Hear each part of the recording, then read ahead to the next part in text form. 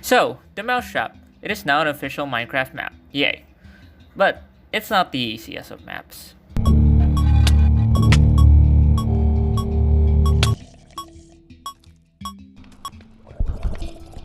But you get the point.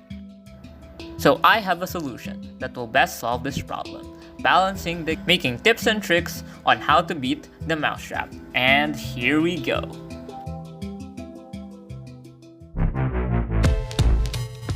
So we'll start by understanding the mousetrap to beat the mousetrap. Now we start the game by having a flashlight, chest keys, and a journal. So the crucial thing here is your flashlight, because without the flashlight, you aren't really going anywhere. So basically, the flashlight is what allows you to move around the place. Depending on your difficulty, it has different amount of batteries. Other items also use up batteries, but we'll get there in a second. As someone who has been making difficult maps, I sometimes worry that I make them too difficult, but I'm sure you won't have difficulty hitting that subscribe button. So if you do enjoy what you are seeing so far, consider subscribing, for it is free and it will help me out a ton. Anyway, enough with the plug, back to the mousetrap. So, you know how to move now. Great! Now, don't do it too much. Seriously, you make noise in this game. And noise you shall avoid, for the most part. Because, as you increase the difficulty of the game, you get more hallucinations. Now, what are hallucinations, you may ask? Well, hallucinations happen when you don't make enough noise. I know, so counterproductive, but hold on. Hallucinations are not going to be a problem to you as long as you move around the place. If you do a quick jog now and then, hallucinations become the least of your worries. But what is something to worry about? The drowned, or the main killer in this Minecraft map. How fun! Now this guy isn't much of a threat. He's slow, he's ugly, and also grimy. But if you don't keep it down, this guy starts to become a problem. Why? Well, as the person in this game, your goal is to get out. That's it. And you do that by opening the chest with the chest keys I mentioned. You drop the chest keys on the lodestone, and voila! An open chest. But why does making noise become a problem? I'm glad you asked. When the player makes noise, their noise meter increases. Thanks, Captain Obvious. But what does that mean if our noise meter increases? Well, the increase of noise meter is indicated by a medical heartbeat that gets faster and faster the more noise you make. I know! How fun! But the real threat is how the drowned reacts to this noise. So, the drowned reacts in two ways. The first way is aggression. The drowned starts swooping around the place, sometimes giving you a good scare. So, we want to avoid that. The second thing he does is he stops giving you keys, which is terrible. This game is centered around opening chests and keys. You are essentially impeding your progress by making a lot of noise. But don't worry about it. It requires a lot of noise before he starts not giving you keys anymore. And no, this hiding of keys is not permanent. You just have to stop making noise for a bit, like a good 30 seconds, before things go back to normal. What do you do to avoid making noise? Well, sprinting and walking makes noise, and also jumping. So it's simple then, just sneak, right? Well, not necessarily wrong, sneaking does still make a sound, but only if you are jumping while sneaking or going too fast while sneaking. But other than that, yeah, sneaking is a good way to prevent noise. Walking works too if you walk slow enough, so what else makes noise? Dropping items makes noise, so does using certain items, like the beeper comb and shotgun. Yes, there is a shotgun in this game. So basically, that's that. So keeping making noise to a minimum is all you need. Making noise now and then won't do any harm, because again, you are trying to avoid hallucinations. So now you got making noise under control, what's next? Don't go too far from the killer. I know that sounds crazy, but hear me out. If the one thing you are trying to do to get out is unlock chests, why are you going so far away from the person that drops them? Exactly, you shouldn't. The best thing to do is use up all your chest keys you get from the start to unlock chests, and in chests you might find keycards. You can use keycards to open copper doors by dropping the keycard on them. Then explore around the place, making sure that you are still aware of where the drowned is. Now, while you're exploring, what you need to do is find a place where you can run circles around the drowned, preferably on objects that can obscure a straight path between you and the drowned. It can be a plant, a counter, a wall, or an upper level that has two staircases in which you can do loops around the drowned. Now, once you find a spot like this, what you need to do is get the drowned in that spot and start luring it in circles. Now, if you have a beeper comm at this part of the tutorial, that's great. Use it by holding it in your main hand for at least 2 to 5 seconds. Then, on your sidebar, instead of showing difficulty, it will show your noise level.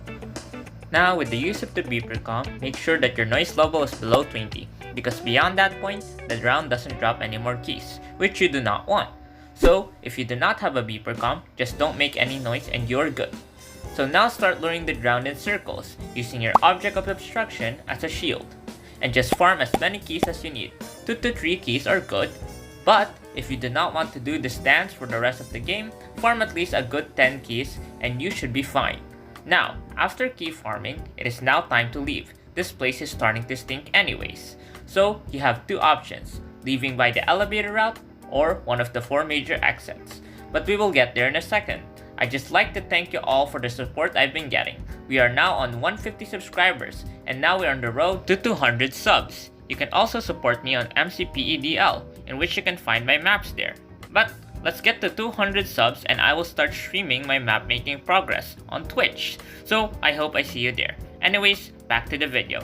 So you are given 2 options, or I guess 5 if you want to get technical with me. But making this decision is not as simple as I want one or the other. But both are equally as difficult to get to.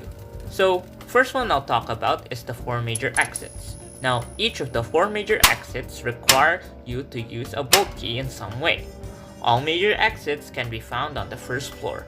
Now, here is where the chest keys you collected come in. Now, once you find an exit, you are to use the chest keys to unlock as many chests as you can. In around 33% of chests give you a bolt key.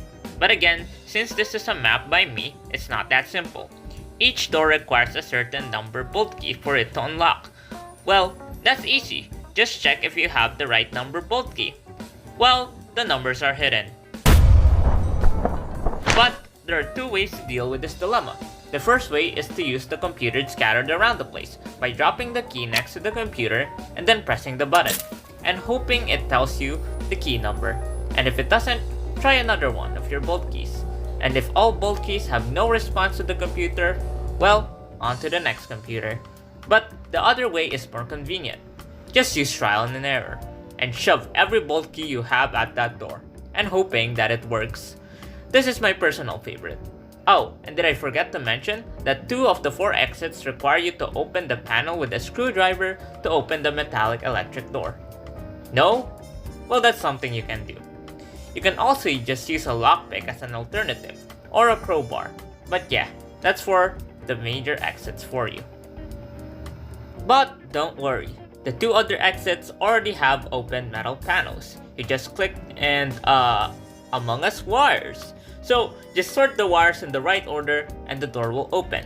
Yippee! And there's that key thing I was talking about. But we already got that covered.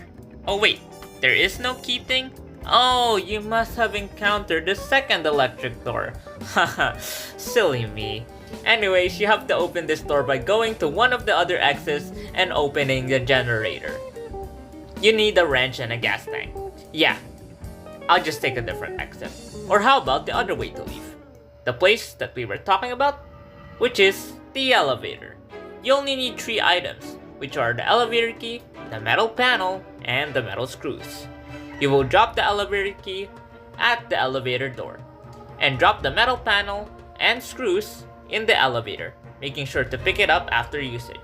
So, it's that simple. Kinda. Yeah, but only 2 elevators lead to the 4th floor. So, it's a bit harder, and metal screws and metal panels are kinda hard to get. So yeah, it's a bit difficult, but it's the best exit to go for if you all have the materials for it. But if not, your chances are higher with the other 4 exits. So, that was the video. If you learned something, consider subscribing. And if not, I just wasted my whole hour, didn't I?